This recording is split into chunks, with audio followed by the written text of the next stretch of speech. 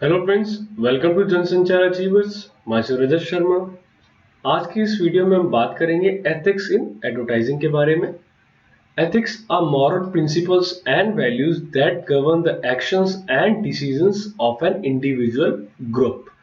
Ethics क्या होते हैं? एथिक्स एक नैतिक सिद्धांत होते हैं और ऐसे मूल्य होते हैं जो कंट्रोल करते हैं किसी पर्टिकुलर ग्रुप को, और कि वो कैसे एक्शंस लेते हैं या वो कैसे डिसीजंस लेते हैं। मींस वो कैसे काम करते हैं, वो अपने फैसले किस तरीके से लेते हैं।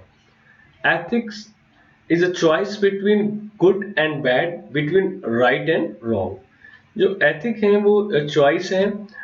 वो अच्छे हो सकते हैं, बुरे हो सकते हैं, सही हो सकते हैं और वो गलत हो सकते हैं। It is govern by set of principles of morality at a given time, at a given place and in a given society. और ये किनके द्वारा कंट्रोल करे जाते हैं? ये एक सेट ऑफ प्रिंसिपल्स होते हैं, मीन्स सिद्धांतों का एक समूह होता है नैतिकता का, किसी पर्टिकुलर टाइम में, पर्टिकुलर प्लेस में और एक पर्टिकुलर सोसाइटी में।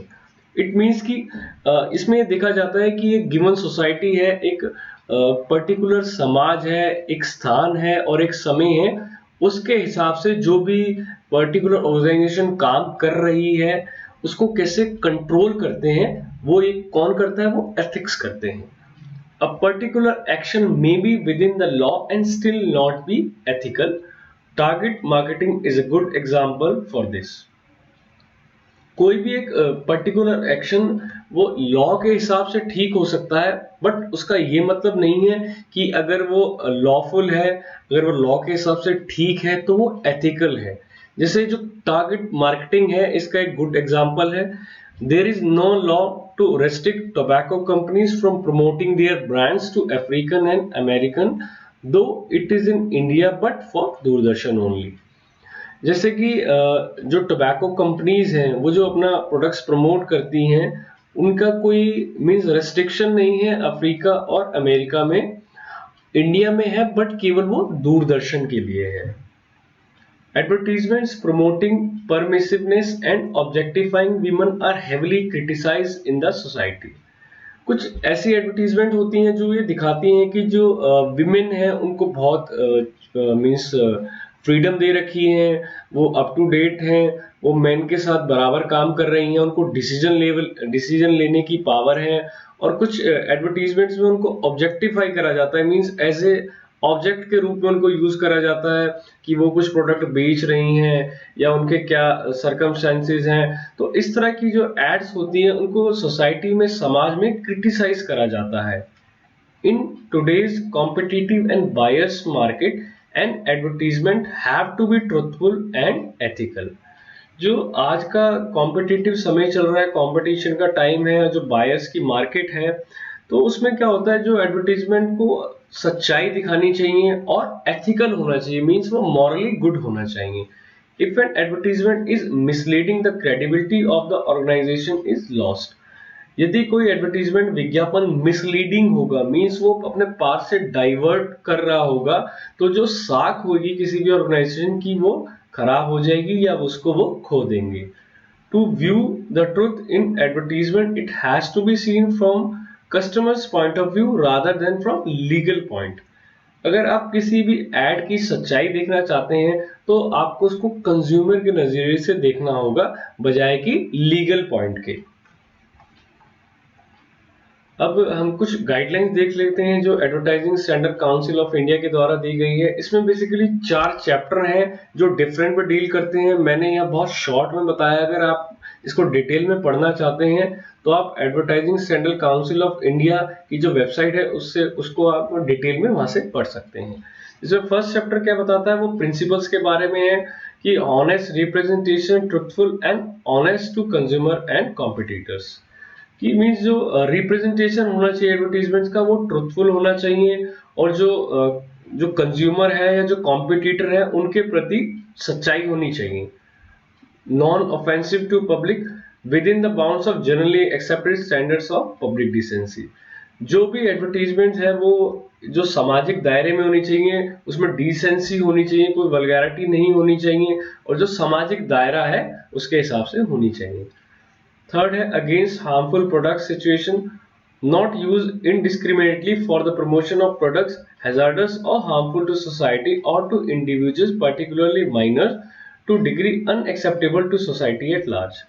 कोई भी ऐसे प्रोडक्ट की एडवर्टीजमेंट नहीं करनी चाहिए जो समाज के लिए या इंडिविजुअल के प्रति हानिकारक है, स्पेशली जो माइनर्स हैं, अवयस्क हैं, और मतलब कोई भी ऐसी ऐड नहीं देनी चाहिए जो सोसाइटी के हिसाब से अनएक्सेप्टेबल हो। Fair in competition, not derogatory to competition, no plagiarism. It means कि अगर आप कोई एडवर्टीजमेंट ऐसी दे रहे हैं जिसमें आप कंपेयर कर रहे हैं अपने आप को किसी और प्रोडक्ट से या ऑर्गेनाइजेशन से, तो कुछ भी ऐसा डेरोगेटरी नहीं होना चाहिए कि आप जो आपके कॉम्पिटिटर हैं उनके लिए आप गलत भाषा का प्रयोग करें, और आपको किसी दूसरे के कॉन्सेप्ट को कॉपी नहीं करना है। नेक्स्ट है इश्यूज इन एडवर्टाइजिंग, जिसमें फर्स्ट है puffery. Often we hear advertisements exaggerate about the products qualities. Nowadays puffery means metaphor of idea forms to be main element in advertising। जैसा कि हम कई बार सुनते हैं कि जो एडवर्टाइजिंग है वो क्या करती है, किसी भी प्रोडक्ट की क्वालिटी काफी ज्यादा एग्जैजरेट कर देती है, मींस बहुत बढ़ा चढ़ाकर बताती है, इसी को पफरी कहते हैं।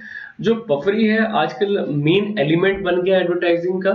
On the one hand critics accuse it while the advertisers opine it as helping agent to differentiate their brands from the competitions। अब इसमें क्या है कि एक तरफ जो क्रिटिक्स जो है इसको एक्यूज करते हैं कि ये जो एडवर्टीजमेंट है वो बहुत बढ़ा चढ़ाकर बता रही है किसी भी प्रोडक्ट को, तो कई बार क्या होता है कस्टमर उससे मिसलीड हो जाता है। जबकि जो एडवर्टाइजर है वो क्या तर्क देते हैं कि ये तो एक तरह का हेल्पिंग एजेंट है जो उनके ब्रांड को डिफरेंशिएट करता है किसी दूसरे प्रोडक्ट से। It is considered to be opinion not factual information, और इसको एक तरह से ओपिनियन कंसीडर करना चाहिए, फैक्चुअल इंफॉर्मेशन के तौर पर इसको कंसीडर नहीं करना चाहिए। कि अगर उन्होंने कोई प्रोडक्ट के बारे में बताया तो ये नहीं कि वो फैक्ट बता रहे हैं, वो अपना ओपिनियन बता रहे हैं। जैसे मिरिंडा की ऐड आई थी कि अगर आप मिरिंडा पिएंगे तो जो सारी आपकी परेशानी है, जो टेंशन है, आप वो सब भूल जाएंगे। नेक्स्ट है deceptive. Deceptiveness of false impression conveyed whether intentional और नॉट। जो मींस डिसेप्टिव का मतलब होता है कि फॉल्स इंप्रेशन क्रिएट करना किसी प्रोडक्ट के बारे में, या तो इंटेंशनल हो सकता है, स्वाभाविक भी हो सकता है, और आप हो सकता है कि अनजाने में उसको कन्वे करें। False claims about product are believed but are misleading. जो फॉल्स क्लेम होते हैं प्रोडक्ट के बारे में उनको बिलीव कर लिया जाता है, उन पर विश्वास कर लिया जाता है, बस वो मिसलीडिंग होते हैं, मींस वो ट्रू पिक्चर नहीं दिखाते हैं। This problem perceived more at local level and at specific areas such as telemarketing, mail order or other form of direct advertising।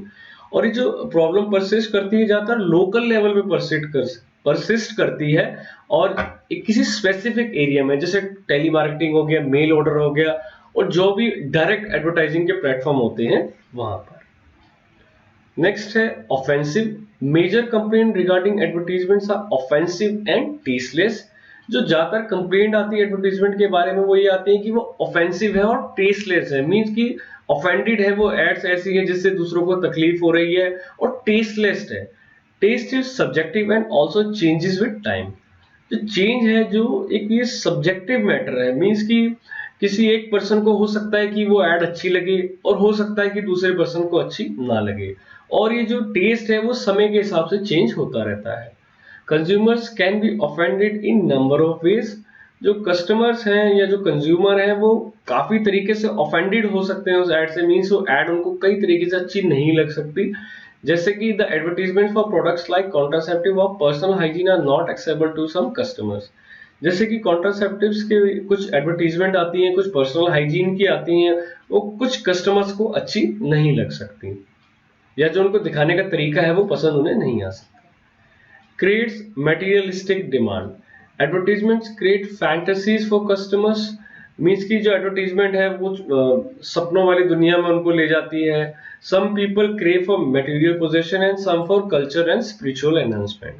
कुछ लोग क्या चाहते हैं, कुछ मटेरियल पोजेशन चाहते हैं कि वो पर्टिकुलर प्रोडक्ट उनके पास हो, या कुछ लोग कल्चरली अपने आप को अपलिफ्टमेंट करना चाहते हैं, स्पिरिचुअली एनहांसमेंट चाहते हैं। So advertisers create need rather than soul.